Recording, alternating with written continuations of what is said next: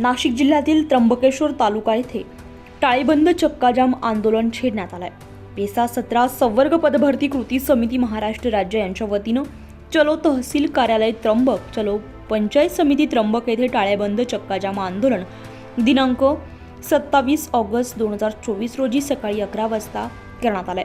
पेगलवाडी फाटा या ठिकाणी चक्काजाम होणार असल्याची बिरसा मुकणे यांनी माहिती दिली आहे। तसेच चक्काजाम आंदोलनासाठी सर्व सकल आदिवासी समाज आणि संघटना, सरपंच परिषद त्र्यंबकेश्वर आणि आजी माजी लोकप्रतिनिधी तसेच त्र्यंबकेश्वर तालुक्यातील सर्व सामाजिक कार्यकर्त्यांना आंदोलनामध्ये मोठ्या संख्येने सहभागी होण्यासाठी अखिल भारतीय आदिवासी विकास परिषदेच्या वतीनं आवाहन करण्यात आलं होतं। यानुसार मोठ्या संख्येने नागरिक यावेळी उपस्थित होते। या आंदोलनामध्ये अनुसूचित क्षेत्रातील पेसा 17 संवर्गाची कायमस्वरूपी तात्काळ पदभरती करण्यात यावी ही प्रमुख मागणी असल्याची माहिती समोर आली आहे। जय सेवा, जय आदिवासी, जय जवाहर। चलो त्र्यंबकेश्वर, चलो त्र्यंबकेश्वर। येत्या मंगळवारी दिनांक 27 ऑगस्ट 2024 रोजी त्र्यंबकेश्वर तालुक्याच्या वतीने पेगलवाडी फाटा येथे भव्य चक्काजाम आंदोलन करण्यात येणार आहे।